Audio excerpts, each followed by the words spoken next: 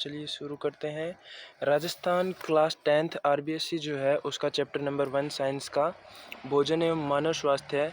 इसके मैंने notes prepare किए हैं और बिल्कुल ही शॉर्ट नोट्स हैं, तो लगभग 4 या 5 पेज होंगे इसमें। तो मैंने ये नोट्स खास करके जो कॉम्पिटिटिव एग्ज़ाम्स हैं उनकी तैयारी करने वाले स्टूडेंट्स हैं उनके लिए बनाए हैं। तो यदि आपके लिए हेल्पफुल हों तो आप इनको या तो मैं ये आपको भेज दूंगा या फिर आप भी उतार लेना, नोट कर लेना। बाकी मेरे को तो बहुत अच्छे लगे, मैंने एक बेस्ट टीचर से पढ़े थे और मेरे को तो बहुत ही बढ़िया लगा, क्योंकि जब मैं क्लास 10th में था तब भी मेरे को अच्छे लगते थे और अब मैं कॉम्पिटिटिव एग्ज़ाम्स में आ गया तो भी मेरे को ये बिल्कुल ही अच्छे लगते हैं। तो मैं अपने नोट्स आपके साथ शेयर कर रहा हूँ। चलिए शुरू करते हैं। भोजन एवं मानव स्वास्थ्य, ये वाला पहला चैप्टर था। ओके, इसके अंदर पहला है अपना संतुलित भोजन यानी बैलेंस्ड डाइट। बैलेंस्ड डाइट क्या होती है कि वह भोजन जिसके अंदर जो भोजन के अवयव होते हैं वो लगभग 7 होते हैं, ये आपको याद कर लेने हैं। ये 7 अवयव यदि हों तो वो संतुलित भोजन होगा। 7 अवयव कौन से हैं? मेन ये है प्रोटीन, वसा, विटामिन, कार्बोहाइड्रेट, खनिज लवण, जल और रेशे। रेशे मतलब आहारीय रेशे होते हैं, जैसे कि मैंगो में जो रेशे टाइप का होता है वो वाला। तो यदि इनका सेवन करेंगे तो वो एक बैलेंस डाइट होगी। ओके। सेकंड है कुपोषण। लंबे समय तक, ये याद रखना है इसमें ओनली कि लंबे समय तक जब पोषण जो होता है, भोजन जो होता है उसमें एक या एक से अधिक तत्व की कमी हो, यानी कि आपने आज नहीं लिया तो कोई दिक्कत नहीं है ज़्यादा, बट यदि लंबे समय तक किसी एक भी पोषक तत्व की कमी हुई भोजन में तो उससे भोजन असंतुलित हो जाएगा। तो असंतुलित भोजन यदि अपन लंबे टाइम तक करेंगे, ये बिल्कुल मेन है इसमें, लंबे समय तक। तो यदि ज़्यादा टाइम तक करेंगे तो उससे कुपोषण हो जाएगा। ओके। आप पढ़ेंगे कि कुपोषण कितने प्रकार का होता है। एक विटामिन कुपोषण, एक प्रोटीन कुपोषण और एक खनिज कुपोषण। तीनों से साफ साफ जाहिर हो रहा है कि कमी किस चीज़ की होगी। विटामिन कुपोषण में विटामिन की, प्रोटीन वाले में प्रोटीन, खनिज में खनिज। ओके, सेल्फ अंडरस्टूड है इतना। तो आप देखेंगे सबसे पहले विटामिन कुपोषण। ओके, तो इसमें ओनली मेन विटामिन से लिख रखे हैं, तो बिल्कुल होना भी वही चाहिए क्योंकि शॉर्ट नोट्स में पहले ही बता चुका हूँ मैं आपको। विटामिन कुपोषण, विटामिन ए की कमी से इसमें रोग भी लिख रखा है और उससे मतलब क्या असर पड़ता है वो भी लिख रखा है। तो विटामिन ए की कमी से रतौंधी रोग होता है, यानी रात को दिखाई देना कम बंद हो जाता है और शायद दिन में भी हो जाता है, ऐसा बोलते हैं। तो रतौंधी किसके कारण होता है, इसके पीछे का एक साइंटिफिक रीजन भी, बट वो यार ज़्यादा डेप्थ में हो जाएगा, तो इतना ही याद रखो, ओनली रट्टाफिकेशन चलेगी यहाँ पे। विटामिन B12 है, यानी कि थायमिन। विटामिन B12 का साइंटिफिक नेम याद रखना, ये भी इंपॉर्टेंट है जो कि नीचे लिख रखा है, क्योंकि ये शॉर्ट नोट्स हैं तो इसमें जितना भी लिख रखा है वो ओनली इंपॉर्टेंट लिख रखा है। ओके। विटामिन B12 का नाम है थायमिन और इसकी कमी से रोग होता है बेरी। इसमें हृदय धड़कन कम और पेशियां कमजोर, ये 2 काम हो जाते हैं। इसके बाद है विटामिन B2। विटामिन B2 का साइंटिफिक नेम है राइबोफ्लेविन और इसकी कमी से हो जाता है राइबोफ्लेविनोसिस। बिल्कुल आसान है। विटामिन B12 है thiamine, vitamin B2 riboflavin. Riboflavin की कमी से राइबोफ्लेविनोसिस रोग हो जाता है, इससे भूलना और त्वचा का फटना जैसे रोग हो जाते हैं। इसके बाद है विटामिन B3। विटामिन B3 का नाम है नियासिन। नियासिन की कमी से पेलेग्रा रोग हो जाता है और इससे त्वचा पर पपड़ी बनना जैसी समस्याएं हो जाती हैं। तो विटामिन बी के अंदर विटामिन B12 है, B2 और B3, ये 3 अपने को याद रखने हैं। B12 है यानी थायमिन, इसकी कमी से बेरी, आपको याद रखना है थायमिन की कमी से बेरी। B12 है thiamine, B2 riboflavin, B3 niacin. B12 है thiamine, B2 riboflavin, B3 niacin. B12 की कमी से बेरी, थायमिन की कमी से बेरी, राइबोफ्लेविन की कमी से राइबोफ्लेविनोसिस, नियासिन की कमी से पेलेग्रा। ये वाले तो आपको मेंस यदि लिखेंगे RS वगैरह के लिए तो उसमें काम आएगा, बाकी थोड़ा बहुत देख लेना है इसमें भी। लास्ट वाले विटामिन C एस्कोर्बिक अम्ल, ये तो पता ही होगा शायद तक। इसकी कमी से स्कर्वी रोग और मसूड़ों में खून, त्वचा पर चकत्ते, ये इसका लक्षण। उसके बाद विटामिन D कैल्सिफिरोल, इसका नाम याद रखना कैल्सिफिरोल।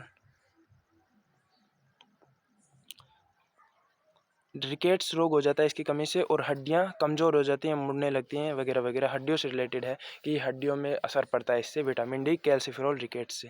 इसके बाद देखते हैं प्रोटीन कुपोषण। अरे यार, प्रोटीन कुपोषण में 2 रोग हैं, कौन कौन से? क्वासियोरकोर और मेरस्मस। क्वाशियोरकोर रोग और एक है मेरेस्मस। क्वाशियोरकोर में ओनली प्रोटीन की कमी और मेरेस्मस में एक थोड़ा सा नेक्स्ट लेवल है, प्रोटीन प्लस में एनर्जी दोनों की कमी हो जाती है। बस इतना याद रखना है कि प्रोटीन कुपोषण से कौन कौन से रोग हैं, इनके नाम याद रखना है, इंपॉर्टेंट है, क्वाशियोरकोर और मेरेस्मस। बाकी ये तो सब इनके लक्षण हैं। बच्चों का पेट फूलना, भूख कम लगना, स्वभाव चिड़चिड़ा हो जाना, त्वचा पीली शुष्क होने और हाँ बस त्वचा पीली और शुष्क होकर फटने लगती है। और मेरेस्मस के कारण शरीर दुर्बल हो जाता है और आंखें अंदर धंस जाती है, ये सब। इसके बाद है खनिज कुपोषण। खनिज कुपोषण में पहले अपन देखेंगे खनिज कौन कौन से होते हैं, ठीक है, और उसके बाद उनका स्रोत क्या है और उनकी कमी से या फिर उनका कार्य क्या है और उनकी कमी से कौन से रोग हैं। बिल्कुल आसान है। पहला है सोडियम। सोडियम लाइक आपको सभी भोजन से मिल जाता है, ऐसा बताया था। तो बट मैंने नमक से, क्योंकि NaCl है तो सोडियम नमक से मिलेगा। और समुद्री भोजन, क्योंकि समुद्र का जो पानी है वो आप देख सकते हैं सोल्टी होता है, तो नमक और समुद्री भोजन दोनों याद रखना एकदम आसान है। Na इनमें पाया जाता है। तंत्रिकीय आवेश, यानी कि जो तंत्रिका तंत्र होता है आपका नर्वस सिस्टम, वो काम करता है वो, और एक मांसपेशी संकोचन जो अपनी मसल्स होती हैं उससे रिलेटेड काम है दोनों के, सोडियम और पोटेशियम के। सोडियम पोटेशियम भाई भाई हैं। पोटेशियम केले से और बाकी सभी भोजन से मिलता है। तो केला अपने को मेनली याद रखना है। इसका काम भी यही है, तंत्रिकीय आवेश और मांसपेशी संकुचन, यानी कि नर्वस सिस्टम से रिलेटेड और एक मसल से रिलेटेड। तो ये ऐसे याद रखिए, क्योंकि नर्वस सिस्टम होता है वो पूरी बॉडी के अंदर फैला रहता है, ऊपर से लेकर नीचे, तो हर एक ऑर्गन तक। और मांसपेशी संकुचन जो है वो भी कंप्लीट में है। तो इस तरीके का, यानी कि एक वेब टाइप का है ये, तो वो याद रखना है। और उसके बाद है कैल्शियम। कैल्शियम तो आपको पता ही होगा, दूध से मिलता है और भी बहुत सी चीज़ों से मिलता है, बट इसमें मैन लिख रखा है। तो कैल्शियम से हड्डियाँ और दांत मजबूत होते हैं, और यदि कैल्शियम की कमी हो तो हड्डियों का टूटना हो जाएगा। और फोस्फोरस का भी वही काम है। बाजरा और यकृत, इन दोनों से फोस्फोरस मिलता है। और जो आपकी कोल्ड ड्रिंक्स वगैरह आती हैं उनमें फोस्फोरस की मात्रा ज़्यादा होती है, तो उससे हड्डियों का टूटना वगैरह हो सकता है। ये इसमें यह है कि इसकी अधिक मात्रा लिख रखी है या फिर एकदम ही कम, पता नहीं चला, ठीक है। तो हड्डियों का टूटना और हड्डियाँ दांत, ये देख लेना आप। इसके बाद है आयरन, फेरस, लोहा। बाजरा और मांस में ज़्यादा से ज़्यादा मिलता है।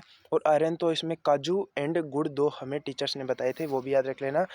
काजू में भी बहुत ज़्यादा होता है, बट वो इकोनॉमी का इतना ठीक नहीं है, तो इसलिए कहा था कि गुड़ ज़्यादा खाना चाहिए, तो गुड़ से अपना आयरन की मतलब पूर्ति हो जाएगी एक तरीके से।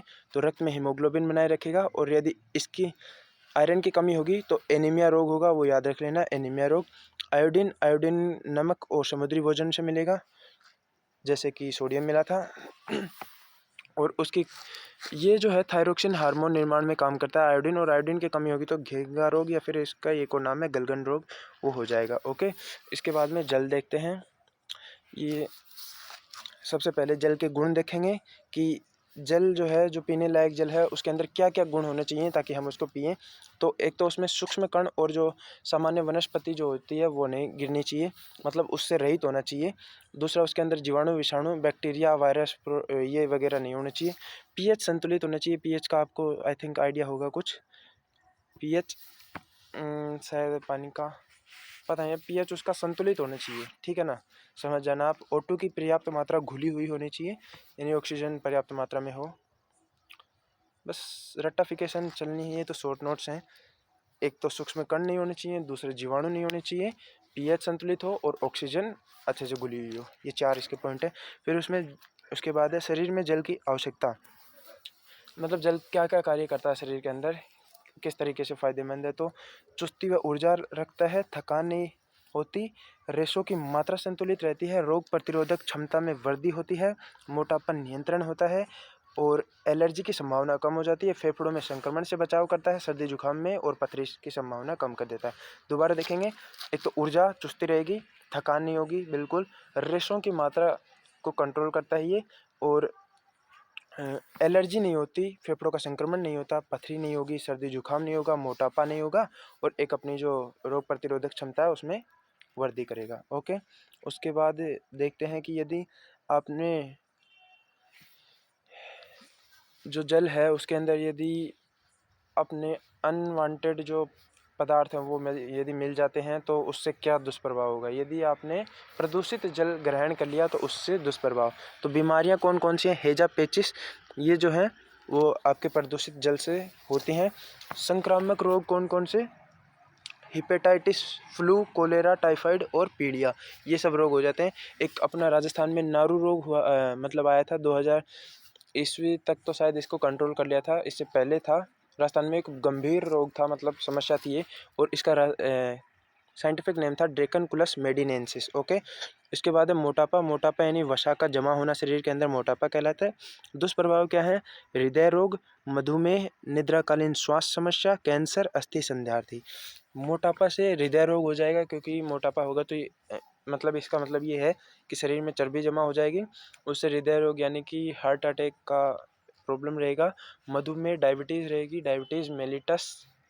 ओके, निद्राकालीन श्वास समस्या यानी कि रात को मतलब सांस आने में दिक्कत लेने में, और कैंसर, कैंसर तो होगा ही होगा। अस्थि संध्यार्थी, ये एक कोई इससे बोन्स से रिलेटेड है कुछ यानी कि ऐसा है कि हड्डियाँ जुड़ जाती हैं, मोटापा ज़्यादा होता है तो ऐसे वगैरह बोला था हमें। तो उसके बाद है कारण क्या है, मोटापा क्यों होता है? एक तो आप ऊर्जा जो लेते हैं यानी कि खाना ज़्यादा खाते हैं, और व्यय में अंतर, ऊर्जा का सेवन और व्यय जो है उसमें अंतर। ऊर्जा ज़्यादा लेते हैं और उसको कम यूज कर पाते हैं, समझ गए होगे आप। कृत्रिम भोजन, जंक फूड, जो स्ट्रीट फूड खाते हैं ये वगैरह वगैरह। कम व्यायाम करना। स्थिर जीवन यापन का भी वही अर्थ है कि कम व्यायाम करना, एकदम स्थिर चल रही है लाइफ। शारीरिक क्रियाओं में कमी। अत्यधिक चर्बी युक्त भोजन करना, जैसे बर्गर वगैरह मतलब जो भी ऑयली चीज़ें हैं वो। शरीर भार सूचकांक, बीएमआई, बॉडी मास इंडेक्स, ये याद रखना है। मानव भार बटे में लंबाई, इससे निकाला जाता है। मानव भार केजी में रहेगा और लंबाई मीटर स्क्वायर में। और ये देखिए कि जैसे मानव भार 70 केजी है और मीटर में लंबाई यदि 6 फीट का है आदमी, तो मान के चलिए 1.78 जैसे कुछ भी मान के चलिए, तो इसमें डिवाइड करेंगे तो देखना आप। अरे ये क्या था?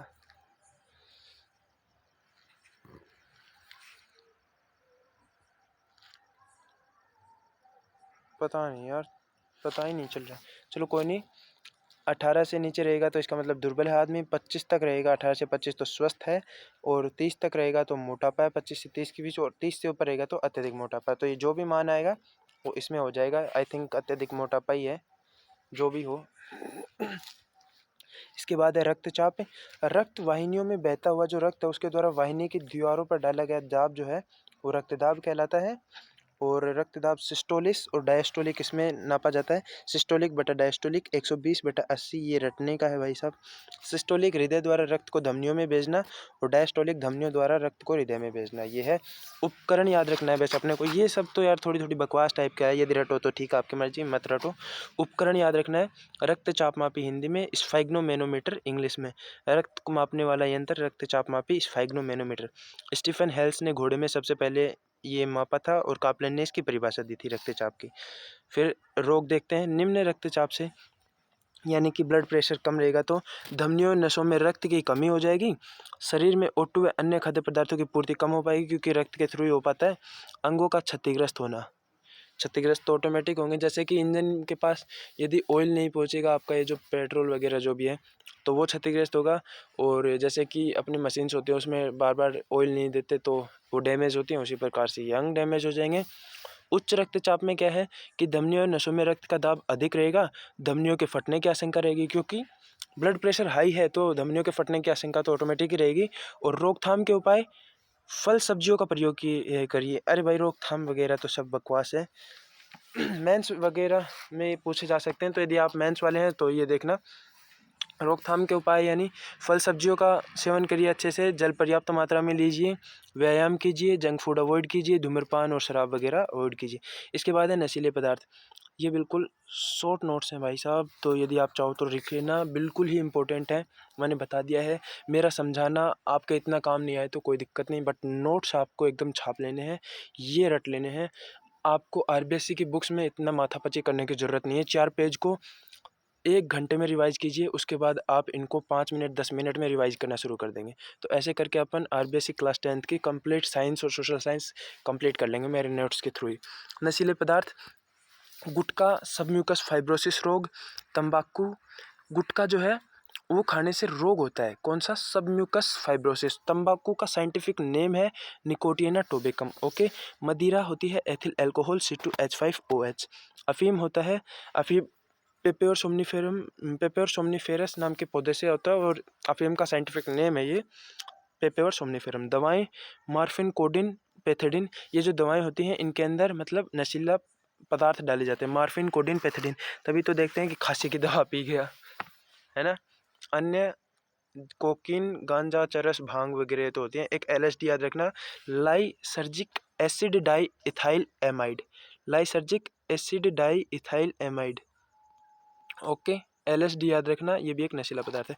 बच्चों में अनैसर्गिक। अनैसर्गिक यानी कि मतलब जिस चीज़ को जो ज़्यादा कॉस्टली हो तो उसका दूसरा वेरिएंट ढूंढना, समझ रहे हैं ना।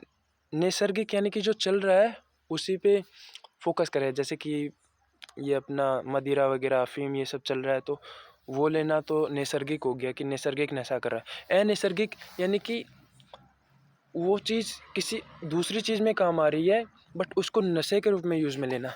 जैसे कि बच्चे जिनके पास मतलब पैसे नहीं होते वो स्प्रे, पेंट और नेल पॉलिश वगैरह, थिनर होती है नेल पॉलिश को साफ करने के लिए, पेंट और जूते चिपकाने की गोंद वगैरह से नशा कर लेते हैं। ये अनैसर्गिक नशा है। ओके। हानियाँ क्या है इनसे? मुंह का कैंसर हो जाता है, यकृत खराब हो जाता है, बांझपन, आर्थिक सामाजिक स्थिति खराब, मांसपेशी संतुलन बिगड़ना, आपराधिक प्रवृत्ति, ये सब इसकी हानियां हैं। इसके बाद मिलावट का ये पढ़ते हैं टॉपिक, ये बस अभी कंप्लीट होने वाला है। कोल्ड ड्रिंक्स में क्या क्या मिलावट होती है? लीडेन, DDT, फॉस्फोरिक अम्ल, ये बताया था, ये दांतों के लिए हानिकारक। एथिलीन ग्लाइकोल, ये वो है मतलब स्लो पॉइजन है, मतलब धीरे धीरे आदमी को मार देता है। बेंजोइक अम्ल और सीसा, कैफीन, ये सब होता है। दूध में क्या क्या मिलावट होती है? ये मिलावट चल रहा है मतलब कोल्ड ड्रिंक्स में तो ये हानिकारक चीज़ें मिलाई हुई होती हैं, ये तो फिक्स है, बट दूध में क्या क्या मिलाया जाता है उसकी मात्रा को, अमाउंट को बढ़ाने के लिए? यूरिया, डिटर्जेंट, पोस्टर कलर, ये सब मिला देते हैं दूध के अंदर। सरसों के तेल में आर्जिमन या पोम ऑयल मिलाते हैं, तो सतर्क रहना चाहिए। रोकथाम के लिए 1954 का कौन सा खाद्य पदार्थ अल्प मिश्रण निषेध अधिनियम? खाद्य पदार्थ अल्प मिश्रण निषेध अधिनियम 1954 ये रोकथाम के लिए चलाया गया है इंडियन गवर्नमेंट के द्वारा। तो ये अपने नोट्स कंप्लीट हुए, इनको लिख लेना आप लोग या फिर मैं आपको हो सकेगा तो कहीं पे प्रोवाइड करवा दूंगा टेलीग्राम वगैरह पे। बाय। आज की वीडियो ठीक लगी होगी, नहीं ठीक लगी तो भाई देख लेना, अपनी मर्जी है। बाकी नोट्स एकदम काम के हैं, लिख लेना, आपके भले के लिए। मैं खुद अपनी पढ़ाई कर रहा हूँ, साथ में मिलके करेंगे। Bye bye, take care.